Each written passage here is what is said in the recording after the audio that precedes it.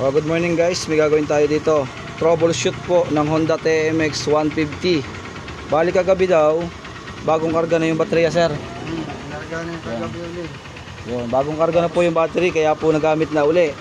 Basta nakailaw siya, nade-drain yung battery, bali lobat na lobat. Sir, lobat na lobat nung kagabi. Wala talagang karga, walang starter. Ngayon mga idol, siyempre umaga wala naman siyang ginagamit na ilaw at hindi naman pwede mag-ilaw ng araw. Trouble natin kung ano yung masama sa kanya. Unang-una dyan, pag nagto-trouble kayo ng Supremo or anumang motor, dapat may voltmeter tayo para makuha natin yung tamang yung voltahe na pumapasok sa battery. 12.2. Sir, pa-revolution nga ako sir. Pa-revolution ako. Yan mga sir, 12.2. Okay, hindi siya tumataas tapos nakailaw yan. Ibusina mo sir, busina mo. Okay na sir. Bumababa siya ng 11. Okay na. Papatay na ako sir. Okay, patay na. O yan mga idol, balikitan nyo naman, pumapatak siya ng 11.6 or mababa pa kapag iniilaw, binusina. Dapat ang ating motor, pag umilaw tayo, bumusina, dapat naka-revolution tapos hindi siya bumababa. Ibig sabihin goods yan, pumapalo dapat ng 12.9. Marami kasing ilaw na mini driving light, busina, okay lang po yung 12.9 or 12.8, pero ito ay pumapalo ng 11.6. Ibig sabihin hindi kumakarga talaga, may problema. Bagong palit na ng regulator, pinalitan na daw ng regulator. Tapos ang battery laging sinacharge. Ibig sabihin goods ang battery dahil pagka lobat sinacharge, kumakarga. Goods ang battery natin. Ngayon to trouble natin yung stator para malaman natin kung stator. Ito na mga idol, ito na yung ating tatlong wire nang galing sa stator. Tatlong yellow, paano mag troubleshoot ng mano-mano para kung sakali na walang tester. Yan, ganito, magbabody ground tayo or paandarin natin yung motor muna. Ibig sabihin ibabody ground, kailangan ito ay hindi lalabas ang kuryente ng tatlo kapag kiniskis nyo dito sa makina pag umandar. Kailangan hindi lalabas, maalin sa tatlo. Pag may lumabas na kuryente sa tatlo, ibig sabihin grounded ang stator. Unang-una, pag magto-trouble tayo, paandar ng motor. Yan, maandar. Tapos sabi ko nga sa inyo, kailangan hindi lumalabas yang maalin dito sa tatlo. Pag lumabas yan, may problema. Yan, ayaw. Goods yung isa. O, goods din.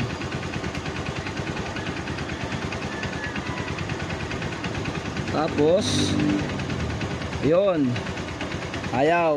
Ibig sabihin goods din siya. Pero meron pang isang trouble dito kahit hindi lumalabas. Meron kasi pangyayari na may sunog na konti kaya hindi lumalabas. Gaground naman natin, titingnan natin kung malakas naman yung kanyang maglabas ng kuryente.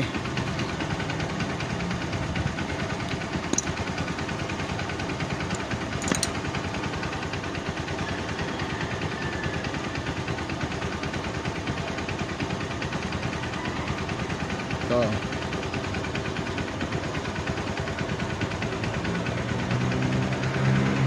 Ayan, yung sinasabi ko mga idol. Ibig sabihin putol na.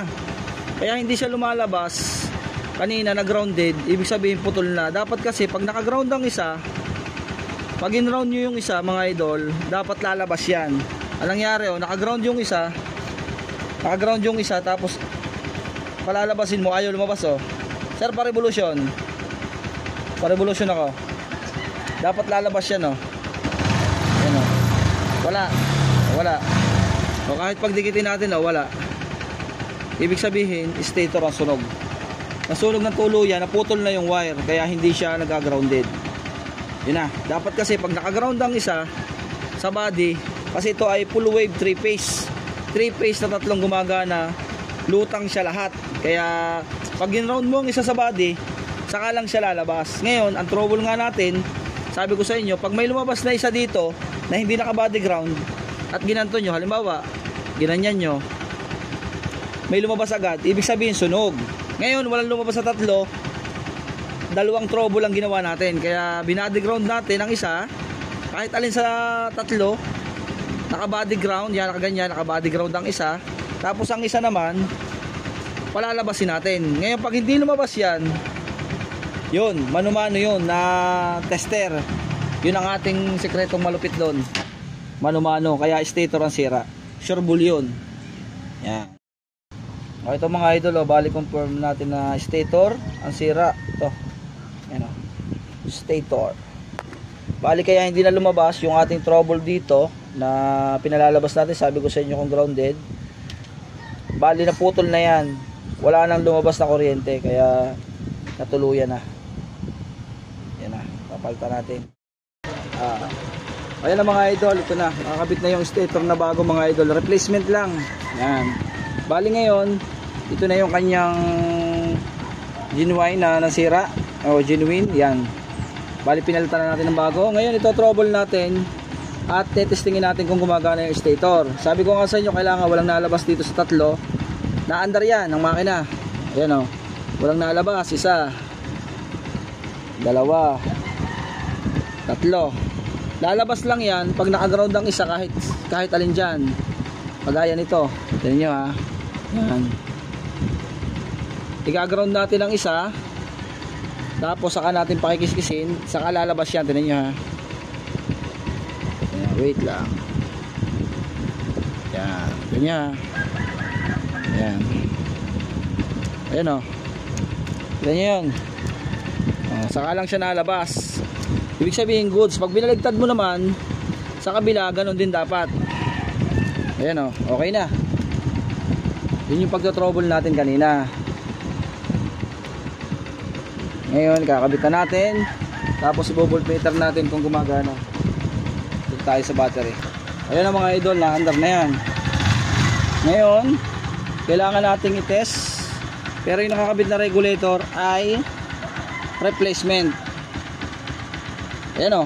Ito mo sir, kitang kita naman agad o yung reading. Ayan o, naka-minor pa lang yan.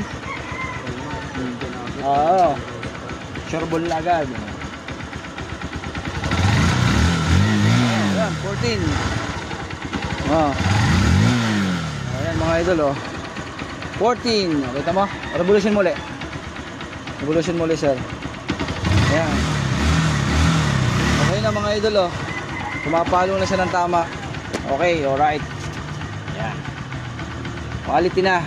Balik na sa dati o. Ayan. Ayan sir, ano masabi sir? Okay na? Oo, the best na. Ayan. Dali na. Kaysa dali ko sa casa. Shoutout natin si Bayaw mo. Ano pangalan sir? Shoutout kay Bayang AJ na nag-confirm sa akin na dito na dali kay John Ray. John Ray. Ayun. Okay. Maraming salamat. Okay mga idol. Salamat din po sir sa tiwala nyo. Supremo Honda TMX 150. Troubleshoot stator problem. Alright.